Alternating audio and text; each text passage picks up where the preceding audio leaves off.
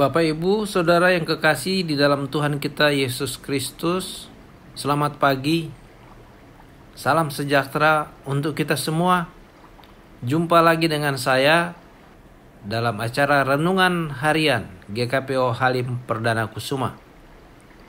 Sebelum Bapak, Ibu, Saudara melakukan aktivitas sepanjang hari ini, kita akan mendengarkan kebenaran firman Tuhan. Mari kita berdoa. Tuhan Allah Bapa di sorga, Allah yang kami sembah, kami puji dan kami muliakan, dalam nama-nama Yesus Kristus Juru Selamat kami yang hidup. Pagi yang indah ini, kami umat-Mu datang di hadapan hadirat Tuhan mengucap syukur. Tuhan, bangunkan kami di pagi hari dengan tubuh yang sehat dan kuat. Kami akan memulai aktivitas kami di sepanjang hari ini. Sebelumnya, kami rindu mendengarkan suara Tuhan dalam pembacaan dan pemberitaan firman-Mu. Kuasai kami dengan Roh-Mu yang kudus, agar kami memahami kehendak Tuhan dalam firman yang kami baca. Berfirmanlah ya Tuhan, kami anak-anak-Mu sedia mendengar. Dalam nama Yesus. Amin. Bapak, Ibu, Saudara, saya mengajak kita semua untuk membaca firman Allah dari kitab Perjanjian Lama, Yesaya pasal 54 ayat 9 dan 10. Yesaya pasal 54 ayat 9 dan 10. Firman Tuhan demikian. Hal ini bagiku seperti air bah zaman Nuh. Seperti aku bersumpah kepadanya bahwa air bah tidak akan meliputi bumi lagi. Begitu juga aku bersumpah bahwa aku tidak akan murka terhadap engkau dan tidak akan menghardik engkau lagi. Sebab biarpun gunung-gunung beranjak dan bukit-bukit bergoyang, tetapi kasih setiaku tidak akan beranjak darimu, dan perjanjian damai sejahteraku tidak akan bergoyang. Firman Tuhan yang mengasihani engkau. Demikian pembacaan firman Allah. Yang berbahagia ialah mereka yang mendengarkan firman Allah, merenungkan dan melakukannya dalam hidupnya setiap hari. Terpujilah Kristus. Bapak, Ibu, Saudara yang kekasih di dalam Tuhan kita Yesus Kristus. Bangsa Israel adalah umat perjanjian Tuhan. Bangsa Israel bangsa pilihan Tuhan, bangsa yang dikasihi Tuhan. Namun pun demikian, sejarah Perjanjian Lama mencatat bahwa Israel pernah dibiarkan oleh Tuhan. Allah pernah murka terhadap bangsa pilihannya, terhadap bangsa yang dikasihinya. Allah pernah menghardik bangsa Israel. Kita tahu bersama dalam sejarah Perjanjian Lama bahwa Israel pernah terpecah menjadi dua kerajaan, dan dua-duanya pernah diserbu oleh kerajaan dunia yang berkuasa saat itu. Israel Utara diserbu oleh kerajaan Asyur kurang lebih tahun 722 sebelum Masehi.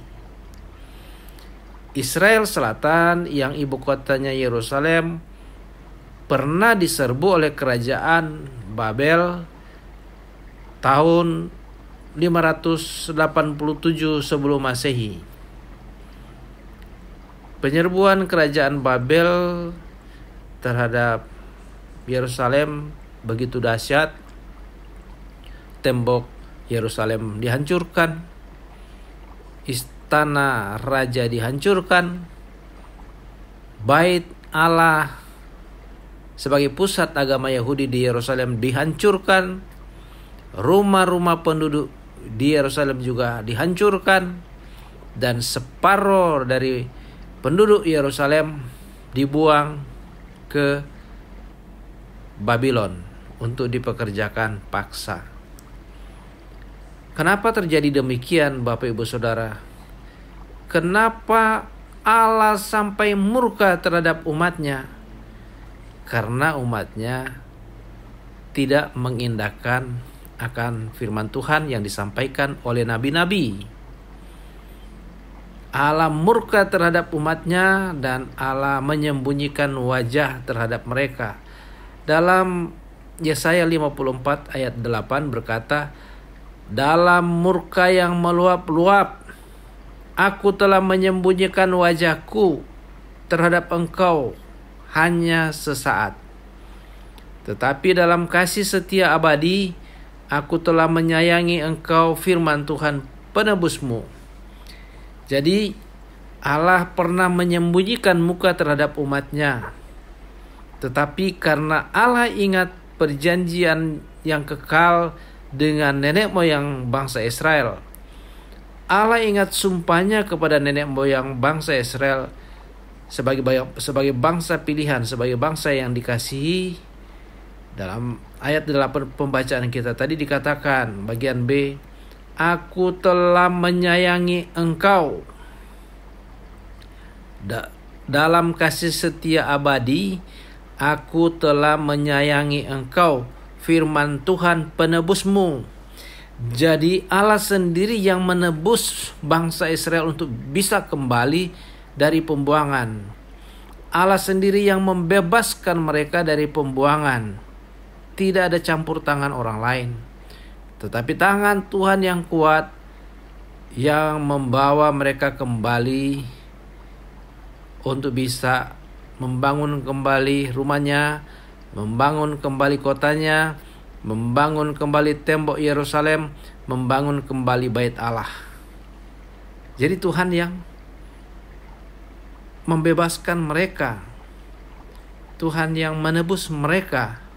Dalam ayat 9 pembacaan kita tadi mengatakan bahwa hal ini bagiku seperti air bat zaman Nuh. Seperti aku bersumpah kepadanya bahwa air bat tidak akan meliputi bumi lagi, begitu juga aku bersumpah bahwa aku tidak akan murka terhadap engkau dan tidak akan menghardik engkau lagi. Jadi setelah Tuhan memulangkan mereka dari pembuangan, Tuhan berjanji, bahkan lebih kuat dari janji, yaitu bersumpah bahwa air bah tidak akan meliputi bumi lagi seperti janji Tuhan kepada Nuh. Demikianlah sumpah Tuhan kepada bangsa Israel, bahwa aku tidak akan murka terhadap engkau dan tidak akan menghardik engkau lagi.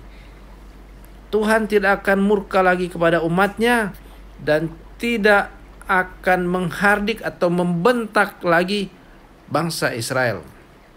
Ayat 10 mengatakan, sebab biarpun gunung-gunung beranjak dan bukit-bukit bergoyang, tetapi kasih setiaku tidak akan beranjak darimu, dan perjanjian damai sejahteraku tidak akan bergoyang, firman Tuhan yang mengasihani engkau.